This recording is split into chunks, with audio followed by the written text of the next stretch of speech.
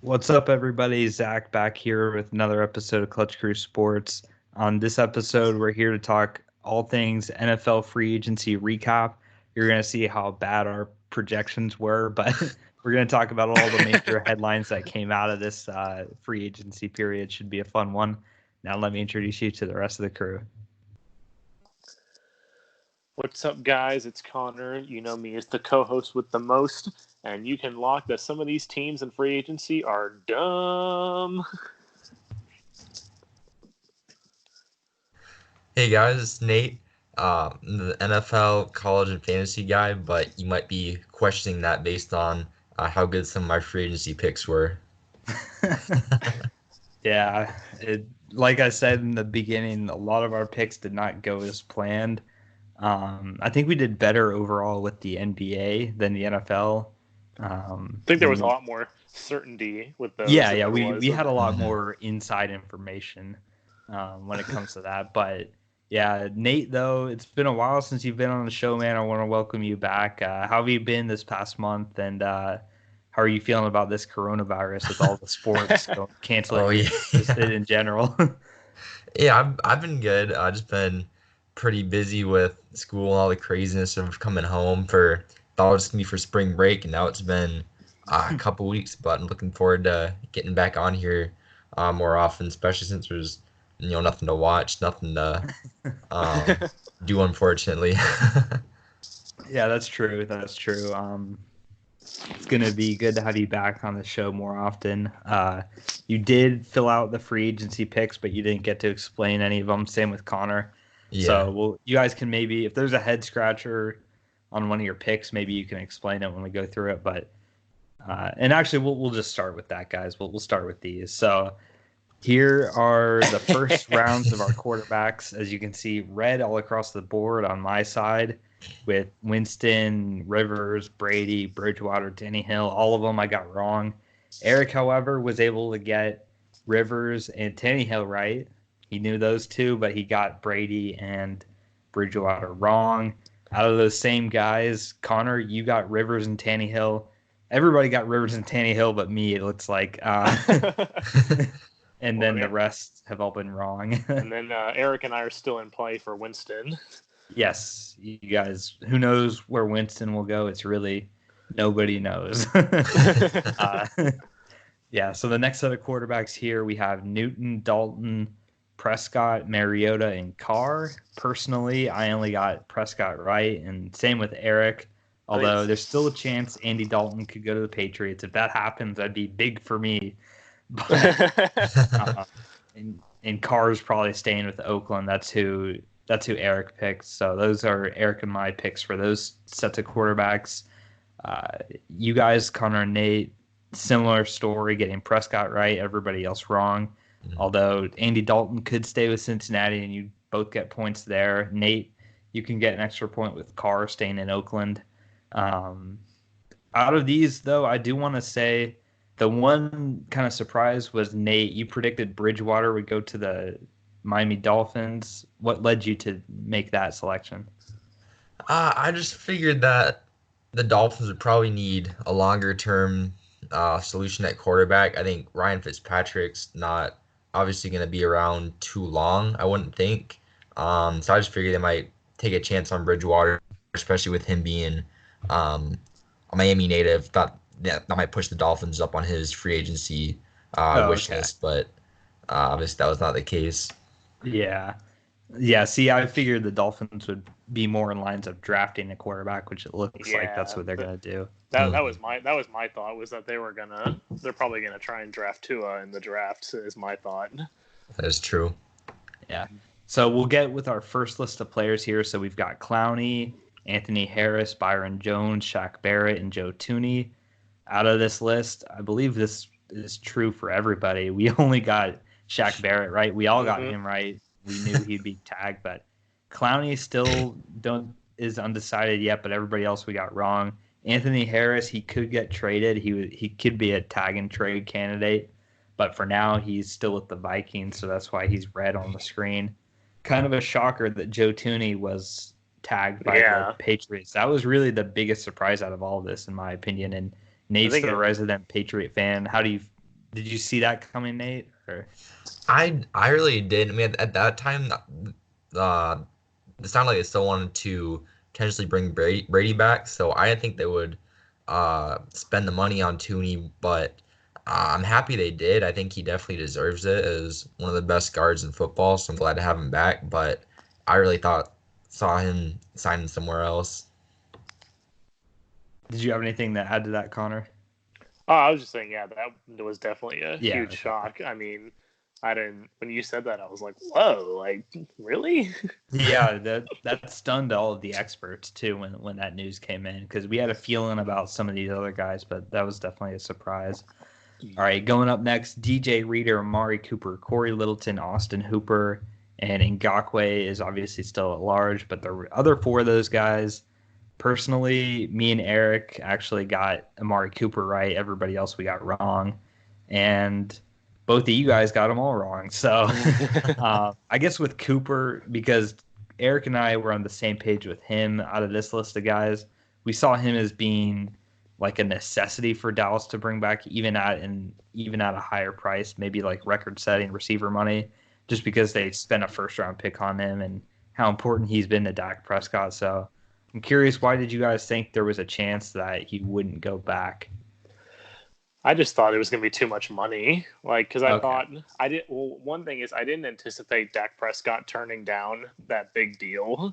I thought he was going to take it, and then at that point, it was going to be like, well, do we really want to spend all of our money on Amari Cooper? And then, like, yeah, you've got Prescott, Zeke, and Cooper all locked up, but then you have nobody else on your team. So, but I guess it's not too big of a it looks a bit more smart now, considering that Dak turned down the deal and they had to tag him. So at least you lock up Cooper to a long-term deal now. But that's why I had Cooper. I just picked the Broncos because I heard some things about that. But yeah.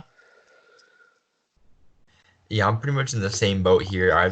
I thought they were gonna sign Prescott to that huge contract, and I just figured there won't be any money left over to keep Cooper in Dallas. And obviously the Eagles need some help at receivers, so I thought Yeah. maybe they would put up the money for it, but they did not. Yeah, they've got other plans, obviously, Yep. with a lot of other stuff they've done. This next slide, Chris Harris, Devin McCourty, Eric Armstead, Joe Schobert, and Javon Hargrave would round out these guys. And Eric and I we all got Armstead going back to the 49ers. And I think everybody but me got McCourty. Yep.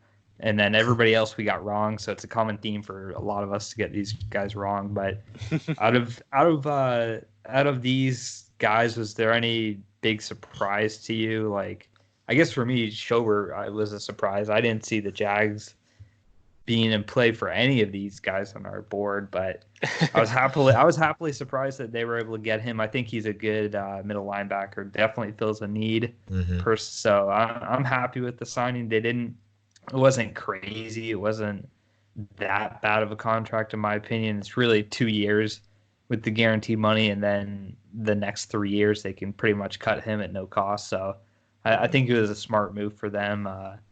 But anybody else surprise you on this list, or? I was kind of surprised about Chris Harris going to the Chargers because I had him going to the Lions. Especially now, I'm surprised because after the Lions, they just traded Darius Slay away. So it's like they could really use another cornerback. So I'm surprised, and the Chargers were like the last team I expected to go after defensive players. Like I thought they were going to go after offensive players, but to go after a top-notch corner, I thought that was going to be that was out of the question. So that really surprised me. Yeah. Anything surprise you here? Both of those pretty much surprised me. The other ones weren't too much of a surprise. I mean, I picked Armstead and McCourty to come back, and Hargrave, I didn't really totally know where he was going to end up, but I'm glad the Jags made what I thought was a pretty smart move for the first time in a while and brought Schobert down. I think he's going to the experts would disagree with you on that. Yeah. I think he'll fill hopefully the hole that Telvin left that really hurt them last year, and I think really paused too since he's gone. Yeah, pause. I think they've just and Jack really didn't have that great of a year last year. I think they definitely needed some help at linebacker. I think he can come in and do that. Yep. All right. The next group for me, I got Blake Martinez and Kenyon Drake right. The ones I got wrong: Jack Conklin, Dante Fowler, Brian Balaga, the Chainsaw Massacre man that I talked about in the last episode. And then Eric was able to get Drake and Fowler right, and you guys also got Fowler and Drake right as well. So, out of these, was there anything that's surprising to you guys? I was a little bit surprised that Atlanta even had the money for Fowler, just because it seemed like they were so up against the cap that they were cutting everybody. I didn't think they'd be able to bring any of these guys in, so that one surprised me a bit. But the rest, I really didn't hear a lot about the rest of these guys that I got wrong, so I can't be that surprised. But Well, I will say I'm a bit surprised that the Packers didn't bring back either Balaga or Martinez. Like, I thought for sure they were going to bring at least one of the two of them back. So I was pretty surprised when both of them didn't end up going back. Like, because I made the pick that they were going to bring Martinez back, and when I saw that, they picked up a different linebacker and they were bringing him back, I was like, okay, crap, like that sucks. They're going to bring Balaga back, and I'm going to be the only one to get this wrong. But then they didn't. But then they didn't bring Balaga back either. So I was like, oh, okay, well, I guess that works out. yeah, I did anticipate the Falcons getting Fowler though, because I know that they just let Vic Beasley go. So I was like, okay, they're whatever money they have, they're going to be looking for pass rushers. So I mean, obviously Fowler's not the greatest pass rusher in the world, but he's something. Yeah, I was just surprised that Martinez didn't end up on the Browns. Like we just talked about, Schobert left, and I I thought the Browns would try and make some kind of move to um, kind of fill that spot at linebacker. Let who's the other linebacker? They let Kirksey walk too. So I think the Browns are gonna have a big hole at linebacker coming in this year. yep. All right. Now the final list of guys is, for the The land most of part, we unknown. don't know. Yeah, it really is the land of unknown. Yeah. We are able to predict that Jason Peters isn't going to be going to the Browns. With all the money they've spent, I'd be shocked. And plus, they did bring in Conklin from the Titans, so I don't think they're going to be spending more money to get Jason Peters. So we predicted him to get wrong. And then Jamie Collins, I should have just put both my money on the Lions, but he's this year's Patriots defender to the Lions. We knew it was going to be one person at least. I got it wrong by picking McCourty. Yeah, so I got him wrong. But out of these guys, I'm really curious to see where Gordon goes, because his stock has gone way down this past season, and he was looking at being a franchise guy with the Chargers, and now he's probably going to be a backup somewhere, getting a lot less than he probably made last year even. So it's really, really a crapshoot where he goes at this point. I'm not sure where it's going to be, but that's why I think maybe the Chiefs he might go to just to try and get a ring. They don't have the greatest running back situation, so I don't want him to go to the Chiefs, but if he does, at least I'll get that pick right. But what do you guys feel about this class of guys? Well, I think I'm interested to see what happens with Robbie Anderson, because I think a lot of experts were predicting that he'd be off the board by now, but he's still there. And also with Melvin Gordon, you mentioned that he's still on the board, but I think one thing that's going to hurt him even more now is the fact that Todd Gurley is now on the market, which, he was just released about an hour ago by the Rams. And so now, with Todd Gurley being out there, how does that affect Melvin Gordon going forward? So, I'm really curious to see. I know there was some talk that the Bills might want to get Melvin Gordon, but the Bills have kind of shut that down. I think the Bills might be looking at Todd Gurley now instead, now that Melvin Gordon's out there, because you kind of just don't want that drama in the locker room. I mean, when you had, I'm sure I've said this before about Le'Veon Bell and Odell Beckham and all those other drama queens that when you've got someone, especially when he only put up around 600 yards rushing last year and he held out while still under contract. Because I know my dad and I were talking about this earlier, that it's one thing to hold out when you're not under contract, but when you're under contract like Melvin Gordon was and he held out, that sends a really bad sign to other teams that you're not, it just turns teams off of you instantly when you do something like that. So who knows, he might not get signed at all before free agency is over. It might be one of those like Des Bryant situations where he gets signed like in the middle of the season by somebody who needs a running back. Jesus, what a fall down from for him. Like, so Nate, what do you think though of this out of this class? Where are your thoughts? I don't know. This is kind of a tricky spot for me because I agree with what you guys are both saying about Gordon. I think that's kind of the next big domino to fall. Him and Gurley, see where they end up, and that's kind of like for me, that's kind of the last of the big. Obviously, I like Clowney still, but like as far as the big time, big names go in free agency, that's kind of the last one for me. And then Robbie Anderson is kind of an interesting one too because he's I wouldn't say he's an elite receiver, but he did end up at the Pro Bowl last year. He's definitely got some skills and add value to a team. I definitely could see him ending up on the Raiders because I feel like they'd be the type to give him a big contract, even though the production may not totally be there. But that's another one I'm interested in. Mm-hmm. And then I did. This is gonna be like a funny question, guys. But I asked this to Eric. I'll ask it to you guys. If you had to get one of these two tattoos, neck tattoos, which one would it be between Collins and Anderson? Oh boy! Well, you already know my stance on the Terry Rozier owl tattoo on the neck. So I can't even tell what that says on Robbie Anderson. I don't know either, but I still went with it because I don't want a chain around my neck. Yeah, I was gonna say, I guess I'd probably go with that. Hopefully, it says something not too bad. Yeah, I'd have to go with Robbie Anderson as well. That's a big and pretty loud tattoo for Jamie Collins. Yes, it is. All right. I believe Eric said he wanted the chain tattoo, so he differs with us. Looks like Robbie Anderson's tattoo is something like "no pain, no gain" or something like that on his neck.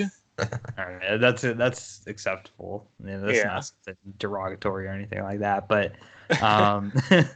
yeah, so we're gonna kind of hit a bunch of different topics here with free agency. So we went with our picks, but now I don't know if we'll get to cover all of these certain things, and I'll kind of pick and choose who I ask each question to, but we got to start with the man himself, Tom Brady, going to the Buccaneers. I was confident he would not go back to New England because of the friction with him and Bill Belichick.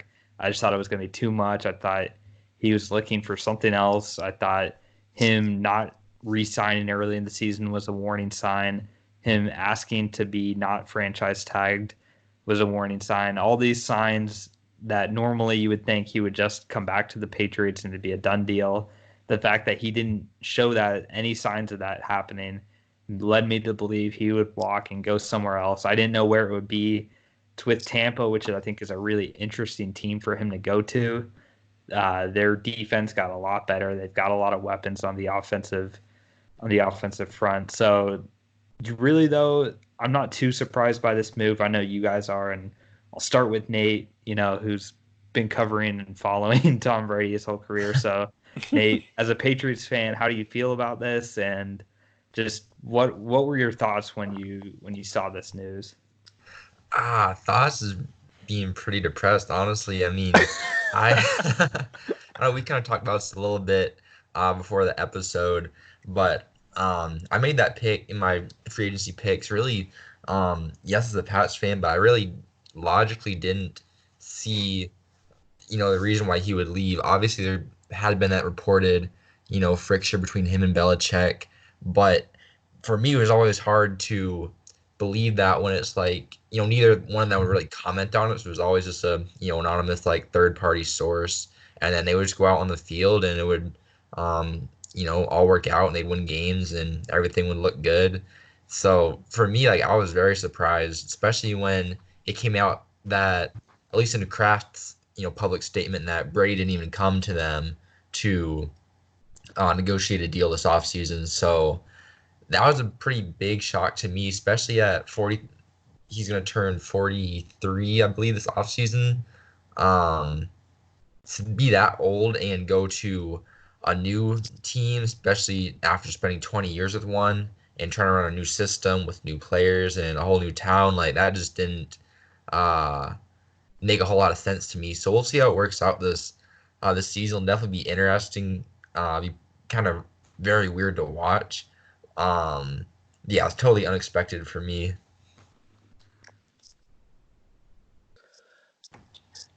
Yeah, I mean, well, this is I, you guys know me. I locked that Tom Brady was going to go back to the New England Patriots. So this was really interesting for me because I know, like, I was getting a little bit more confident as free agency was going on. Like, the Chargers like kind of dropped their interest in him. The Titans re-signed Tannehill, and I was like, okay, like, the options are going down. Like, Brady's going to go back to the Patriots, and then it got down to that point where it was like, okay, he's down to the Buccaneers and the Patriots. I'm like, oh, okay, perfect. He's down to two teams. He's going to go back to New England because that's he's going to do it. And then it was like Tom Brady signs with the Buccaneers. I was like, oh. So unfortunately, got that wrong. But I mean, it'll be interesting to see. If I'm being honest, like I know we're not making season predictions right now, but I honestly don't think this is going to change the fortunes of the Tampa Bay Buccaneers too much. I mean, I saw a meme on Facebook that was like, the classic, kind of bandwagon meme where it was like, if you weren't with us when we went 7-9, normally they say like, 12-4 or whatever. But for the Buccaneers, it was like, if you weren't with us when we went 7-9, don't be with us when we go 8-8. So, um, I don't know if it's going to change their fortunes that much. I'm not going to make any true predictions on it yet since we're still really far from the season, but it'll be interesting to see. And it'll be one thing that'll be really cool to see is to see Drew Brees and Tom Brady get to square off twice next year. So we never got to see that between him and Peyton Manning, so but at least we'll get to see it between him and Drew Brees at least for one season. And also the AFC East now is open. There's no Brady in the AFC East. That's going to be interesting. Well, I already know what I'm predicting for the AFC East, so Okay. but I won't reveal that yet either. But yeah, we'll go on to another person here on this list, and that's going to be DeAndre Hopkins. This trade completely took me by surprise, but in hindsight, I really shouldn't have been surprised because the man behind this trade, Bill O'Brien, has got to be the worst GM in American history of sports because this was the moment of free agency where Eric and Zach like got up and popped the champagne and cheered because DeAndre Hopkins he's a killer, man. He's easily a top 3 receiver in the NFL. And here's the thing too, he always stays healthy. With the Texans and their receivers, usually it's their other receivers that have question marks when it comes to health. Hopkins, he is always available on the field. He's Deshaun Watson's obvious number 1 guy. He's a lock to get 1,000 yards every year. Just a complete what you want in a wide receiver. Everything you want in a wide receiver, you have in DeAndre Hopkins. He's still young. He's in the prime of his career. He was on a cheap contract relatively to what he should be paid. And they give him away for David Johnson, who's an overpaid, I'm not going to say lazy, but his production has not been worth his contract. He's getting old, he's aging, and it's a running back too, where running backs aren't that important really. This isn't the 70s or whatever. This is 2020. So the fact that they got him in a trade and then the only other draft, they swapped 4th round picks and the Cardinals give up a 2nd round pick. It's just completely crazy because I know the Texans are probably going to draft a receiver with that 2nd pick, but that I guarantee you, no matter who they draft, is not going to be better than DeAndre Hopkins. So this to me was great for the Jags in the AFC South. Really, all the AFC South teams are celebrating this move. Houston fans are wondering what their coach / GM Bill O'Brien is doing. Like I said, I'm glad the Texans kept him around for stuff like this. I didn't see something like this coming, but it's not surprising. If it was going to happen to anybody, it would happen to the Houston Texans and Bill O'Brien because traded Clowney, didn't even get a 1st round pick for him, but he got Laramie Tunsil, which cost 2 1st round picks. I mean, they have hardly any draft picks. Their sense of direction is totally, we don't know what they're doing. Are they rebuilding?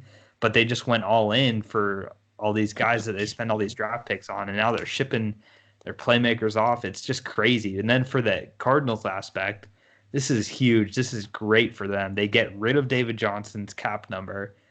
To do that, you would think you'd have to give up a draft pick, let alone get DeAndre Hopkins. And now you add DeAndre Hopkins to Kyler Murray. That offense is going to be crazy to watch next year with him, Fitz, Christian Kirk. They're probably going to draft another receiver in this draft too. So really the thing with the Cardinals is they got to get that offensive line secured. And then they're bringing back Drake. He's a pretty good running back too. Their defense is questionable, but their offense, it's going to be a show. And it's going to be really interesting to see that NFC West next year because it's going to be one of the most competitive divisions in football. I can't wait to see it. And now, too, him and Ramsey are going to be back in the same division, so that rivalry gets continued. But absolutely crazy trade here. I'll start with Connor. Connor, I know you're thinking this too, but what did you feel about this trade here? Yeah, I mean, completely like the dumbest trade of all time, and on the history of the Houston Texans, on this side, like what in what universe would you make this trade? Like, I think you and Eric and I were talking that like Madden wouldn't even accept this trade. Like when they went and tried and did it, it was only like half interest level on the part of the Houston Texans. So, I mean, and not only is David Johnson like old, like he's aging and he's overpaid, but he's also super injury prone. Like I don't think the guy just can't stay healthy at all. So I mean and I would argue that Hopkins is probably the best receiver in the league. Like you said he was top 3, but I'd argue he's probably the best right now. What he's been able to do with like just terrible quarterbacks throughout his career is crazy. So I mean it shifts the fortunes of these two teams dramatically. Like you said, I mean, the Cardinals, they were in the cellar in the NFC West, this past season, but now it elevates them. I don't know if it elevates them to, division winners, but it certainly puts them in the conversation for maybe a wild card spot next year, with this upgrade to the offense. And it takes the Texans, who were division winners, and basically eliminates their chances of making the playoffs in my mind. Like, you already don't have a running back because Lamar Miller is a free agent now. And so, even though he was injured last year, but he's a free agent, he's not coming back. You trade away DeAndre Hopkins. Will Fuller can't seem to stay healthy. You're losing pieces on your defense as time goes by. J.J. Watt's not the man he once was. So I don't even know where this leaves the Texans, and I feel really bad for Deshaun Watson. I mean, I'm sure as soon as his rookie deal is done, he's going to be looking to get out of Houston as fast as he can because, Bill O'Brien's getting rid of all of his weapons. So this is actually going to lead me into, and I don't know if it'll happen during the season, but I guess I shouldn't say before. If we're saying that this season is the upcoming season, before the next season, I'm actually going to lock that Bill O'Brien's going to be fired. Okay. That's definitely possible because they gave up a lot here with Hopkins. I think they're going to really regret that. And it seemed to also to be like a personal thing too, where they just didn't get along. He says something like, "Oh, he's like bringing his like wife around too much." It's like, well, who cares? He's like the best receiver in the league. Let him bring his wife around. Keep the guy happy. You want to keep him around, and so. But yeah, I don't know if it'll, and I think it's like I said, it's going to lead to the fact that the Texans are going to. I mean, in all likelihood, they may not finish last place in the division because I know the Jaguars are in kind of full rebuild mode right now, but. They're probably going to finish third and not even be in the running for the playoffs. So Bill O'Brien's getting fired next year or next season. Got another lock for Connor's lock board. Nate, how do you feel about this whole situation with Hopkins and the Cardinals? I mean, Connor mostly summed up most of my feelings about this. Obviously, it's a pretty boneheaded trade, but especially and obviously hindsight is 20/20 on these things, but when you look at the return they got back, and compare it to two other big events that are happening in the NFL right now, but you look at what the Vikings got back for Diggs, it was, I believe, a first rounder and a second rounder. That's so much more than obviously a fourth and, David Johnson. A running back who really hasn't done anything. In 2 years with a huge salary.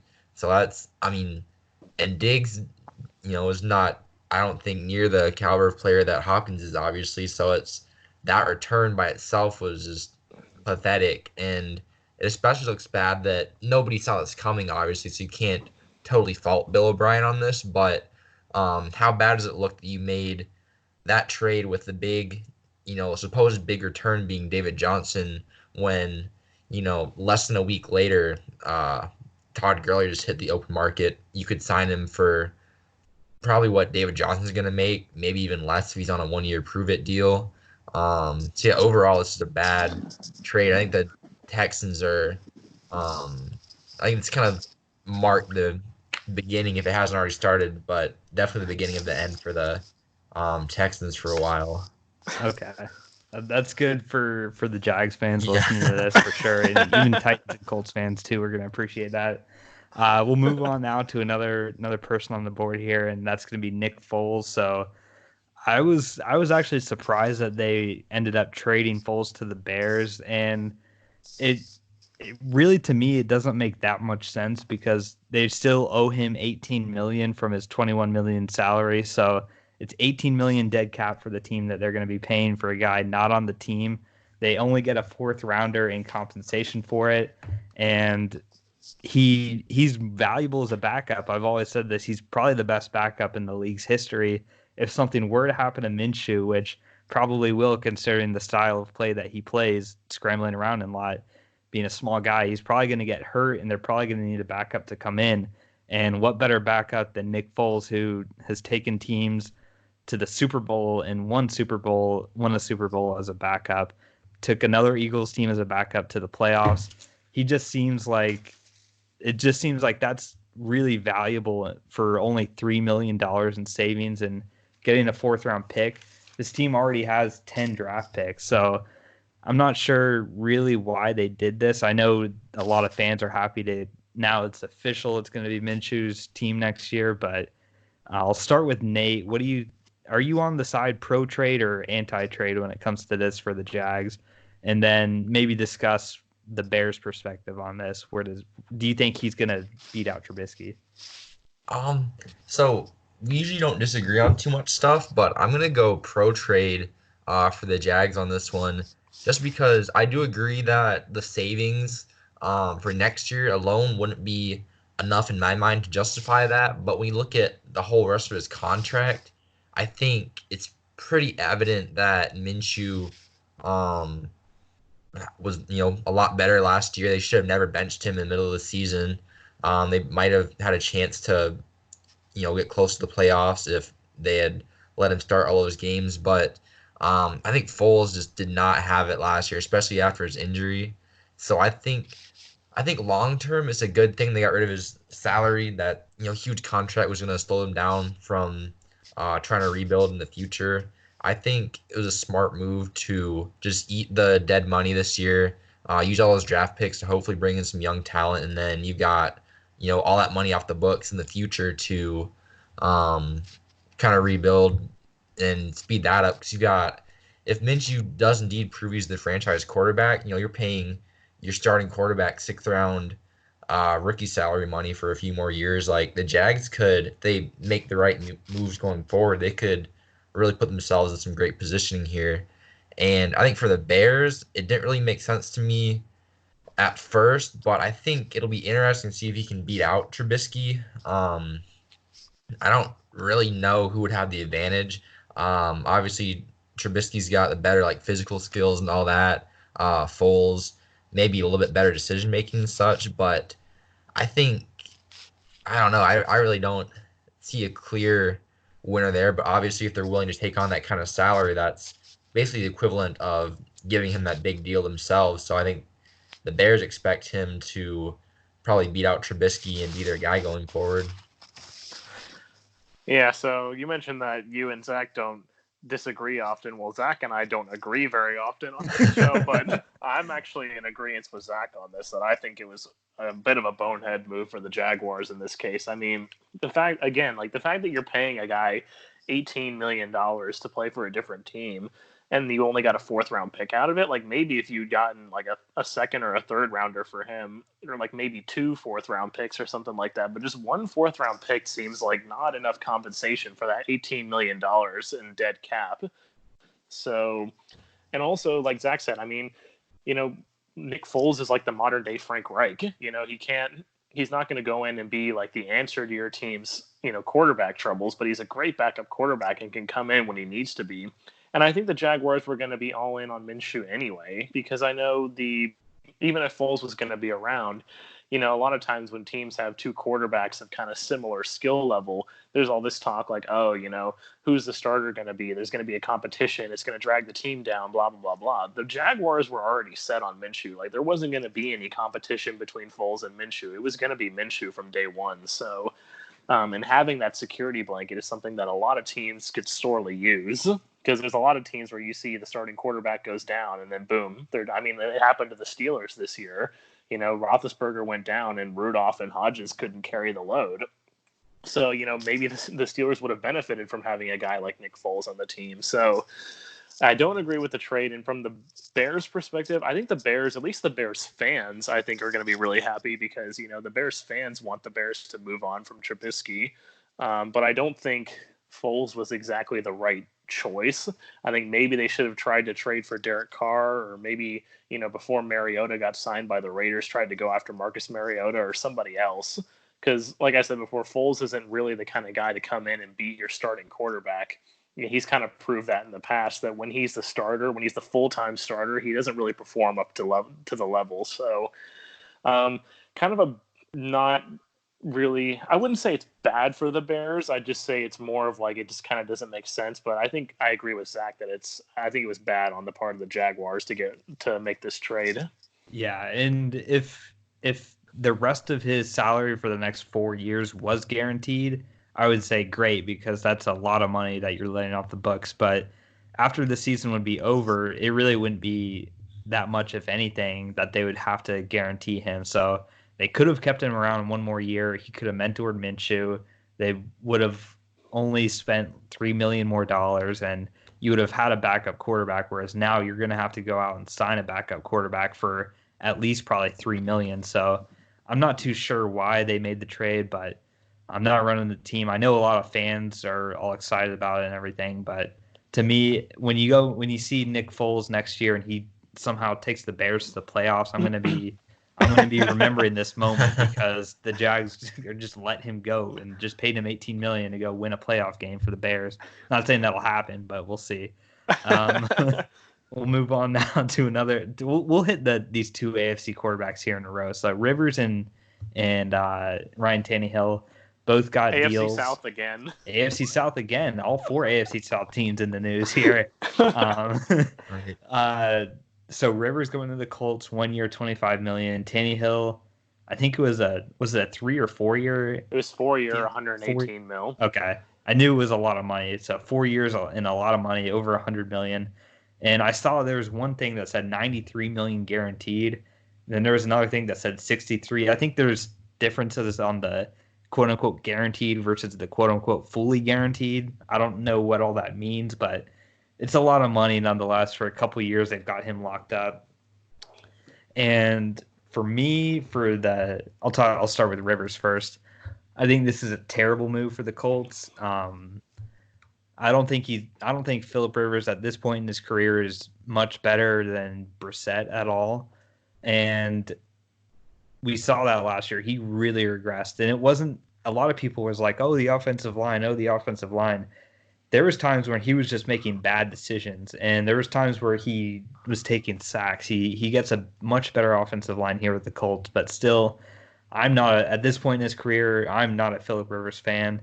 And the Colts, they spent their number 13 overall draft pick in a trade for DeForest Buckner. So they're really kind of locked out of getting a rookie quarterback this year that's going to be a first-round pick. And I think that's where they should have gone. I think they should have. I know they've got a bunch of draft picks in this draft, but they should have probably packaged 13 and some draft picks to go up and take a quarterback. And now they're not going to do that. They're setting themselves up 1 year behind. Rivers might win them a couple games, but it's 1 year, $25 million. When have you ever seen that really work out? So at this point in his career, I don't think it's going to work out with him in the Colts. And then for Tannehill, this is a massive overpay, really similar to the Foles deal. But with Foles, at least you saw him for several years and stuff. But Tannehill, he really just had an 8-game stretch that led you to believe he's $100 million man. It's absolutely crazy. But I I just think Tannehill is fool's gold.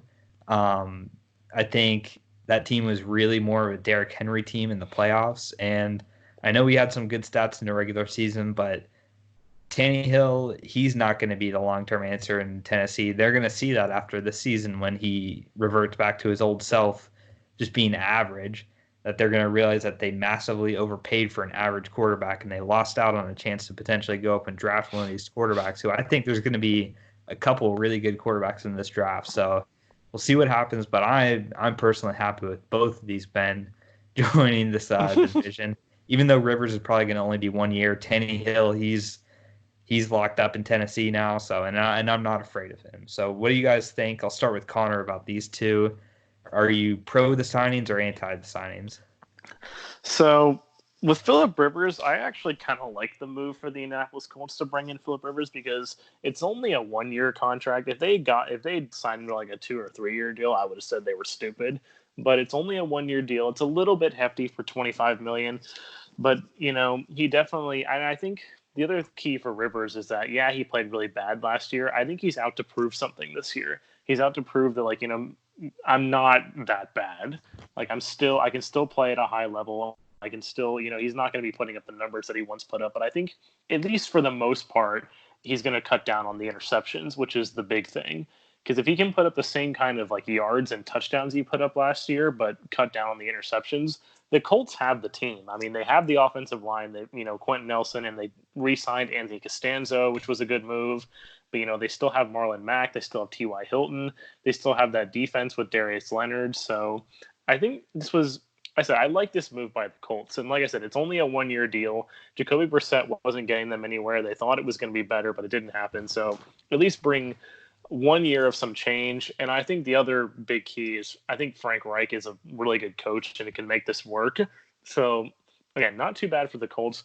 I definitely more disagree with the Titans. I think it was, in my mind, the right move to bring Tannehill back after what he did last year, but definitely not at that price. That price is just way too steep for someone like Ryan Tannehill because not say that, even last year, you say he's going to go back to being average. He still kind of just played average anyway, but he was a good game manager. He didn't turn the ball over. He didn't, he just, turn around, hand off Derrick Henry. If you got to make a throw, he'll make it. He won't throw the interception, and you rely on the run game and the defense, kind of the old school style of football.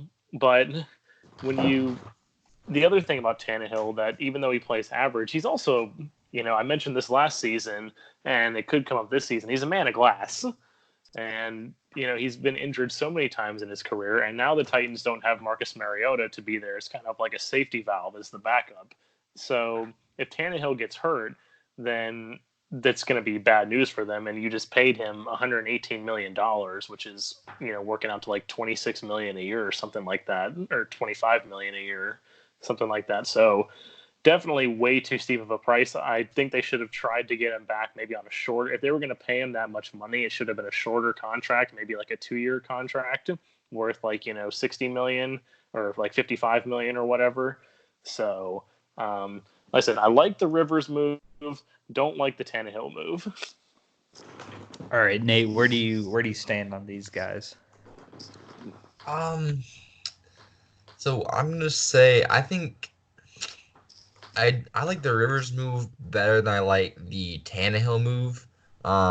Which isn't to say I particularly a big fan of the Rivers one, but I just think they're both pretty like meh sort of moves.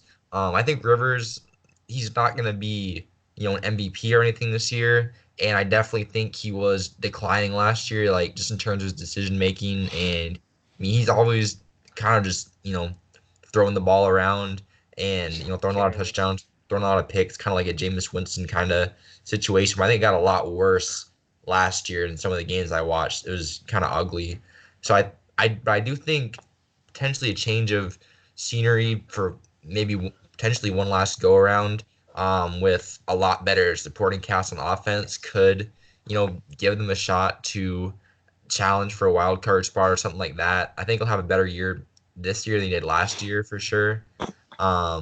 So I don't mind that move too much. I think the Tannehill move was a lot more questionable for me because I like him. I like what he stepped in and did last year, but if you really watch those games, like he didn't do anything that was that spectacular. You know, the Titans finally figured out after 4 years to give Derrick Henry the ball, and he really took off last year. Really, the last year and half a of the half, he year. just went Yeah. crazy. And Tannehill benefited from that. He got a lot of open play action looks, got a lot of stacked boxes to throw the ball outside, and um, so I think the Titans, I think he'll do good for the Titans, but I think given that much money, I don't think the performance has justified the expense, especially if Derrick Henry gets hurt or if he leaves after next year. The Titans could be stuck with a pretty mediocre situation on offense again. Yeah. So now I'm gonna just kind of do some of these like rapid fire. So we'll start with the Browns here. I want to talk about, um, and then I'll kind of designate Connor to talk about the Cowboys, and then Nate to talk about the Dolphins free agencies. I'm going to start with the Browns here. I was a fan of the Conklin signing for them. That was good. They really needed to shore up that offensive line. But really, the signing that questioned me was the Austin Hooper one because they already have David Njoku. That wasn't a. I know he's not great, but he's something at least better than a lot of other tight ends. And they made Austin Hooper the highest paid tight end in the NFL. And if you ask me, that was a foolish decision because Austin Hooper's another guy, kind of like Tannehill, where we haven't seen it for that much. I think Hooper benefited a lot from the open coverages that he got against teams because of Julio Jones and Calvin Ridley. As that third man, you're going to get open a lot. And he really benefited that from his final season. I know he was okay before that. He didn't just burst on the scene last season, but to be the highest paid tight end, absolutely crazy. But it's a typical Cleveland thing to do. They let Schobert go. They let Schobert go. I'm not sure how much that's going to impact their defense. Like you said, Kirksey's going now, so they've got holes at the linebacker spot. We'll see what they draft. I I really do think they need to trade Odell Beckham, and I know that was a previous lock that Connor made that either him or Landry would go. I think they need to keep Landry, trade Odell because that relationship did not work out between him and Baker. But if overall with the Browns, I'm not a fan of their offseason. I'm not a fan of these signings for the most part. I'm gonna give it a D for the Browns. Connor, Connor, I'll let you talk about the Cowboys now because I know you got some opinions about Dak. Yeah, I mean, I don't understand why Dak Prescott turned down that deal. I mean, he keeps thinking that it's this whole mindset of that whatever the next quarterback is has to get the biggest deal, which the stupid thing is that the deal he got would have been pretty much the biggest deal. I mean, it was a bigger contract than Russell Wilson. I'm not sure if it had as much guaranteed money as Jared Goff, but it was still definitely like at least the second most guaranteed money and the highest like yearly salary. So I don't know why he turned it down. Probably because he's not that good. Like he's a good, serviceable quarterback. Like he can be on that Cowboys team and be good, but he's not elite. He's not a superstar quarterback. He's not someone that you pay like Aaron Rodgers or Drew Brees type money to. You don't give him that kind of money because he's not elite.